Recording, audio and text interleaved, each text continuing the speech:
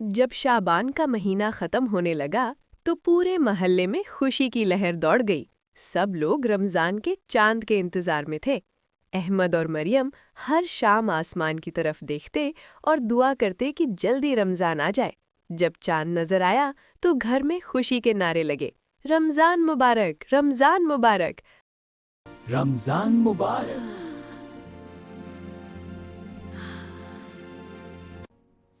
आए अल्लाह हमें रोजी रखने और इबादत करने की तौफीक दे। आमीन।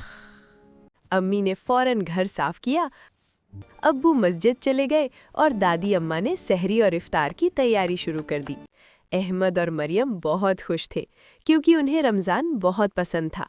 इस महीने में सब ज़्यादा अच्छे बन जाते हैं, नमाज पढ़ते हैं, सच बोलते हैं और गरीबों की मदद करते हैं। सहरी के वक्त सब इकट्ठे खाना खाते, दुआ करते कि अल्लाह हमें अच्छा इंसान बनाए। या अल्लाह शुक्र है, रोजे के लिए हिम्मत दें। सब पर रहम फरमा। आमीन। अगर भूख या प्यास ज्यादा लगती तो अम्मी समझाती कि सब्र करना असल कामयाबी है। एक दिन अहमद ने पूछा, अम्मी रमजान में सब लोग अच्छे क्यों हो जाते हैं? शैतान क्यों कैद हो जाता है? क्योंकि उसने अल्लाह की नाफरमानी की थी। अल्लाह हमेशा नेकी को इनाम देता है और बदी को सजा। अम्मी ने कहा, बेटा रमजान अल्लाह का खास महीना है। इसमें लोग आसानी से नेक काम करते हैं और बुरे छोड़ देते हैं। शैतान को कमजोर और कैद कर दिया जाता है ताकि वो लोगों को बुरे कामों की तरफ न ले जा सके। मरियम ने पूछा, अम्मी शैतान कितने दिन कैद रहता है? पूरे रमजान के महीने 29 या 30 दिन।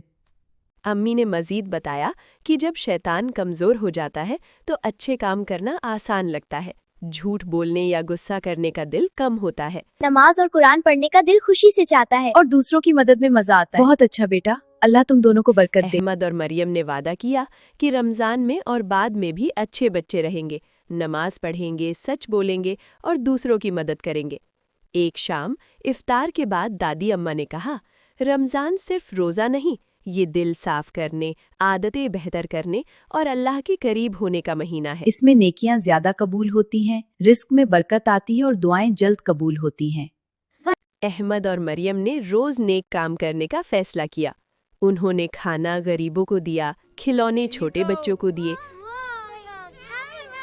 और मस्जिद साफ करने में मदद की। हर दिन वो खुश और मुतमईन होते और घर में सुकून बढ़ा। जैसे जैसे रमज़ान ख़त्म हुआ, अहमद और मरियम की आदतें बेहतर हो गईं। अब वो नमाज के लिए तैयार रहते, अम्मी की मदद करते और आपस में लड़ते नहीं थे। ईद के दिन सब खुश हुए, मिठाइयाँ बनी, नए कपड़े आए और नमाज़े ईद अदा की गई। अहमद और मरियम ने दुआ की, या अल्लाह हमें हमेशा नेक और मददगार बनाए रखना। अम्मी ने कहा, तुम दोनों ने रमज़ान में बहुत अच्छे काम किए, अल्लाह तुमसे खुश है।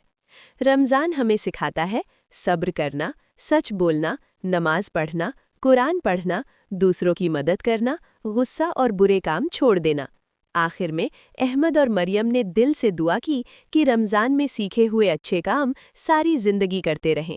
उन्होंने वादा किया कि वो हमेशा सच बोलेंगे, नमाज पढ़ेंगे और दूसरों की मदद करेंगे।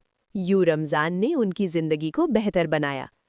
प्यारे बच्चों, अगर आपको ये कहानी पसंद आई तो वीडियो को लाइक करें, अपने दोस्तों के साथ शेयर करें और मज़ीद कहानियों के लिए चैनल सब्सक्राइब करें।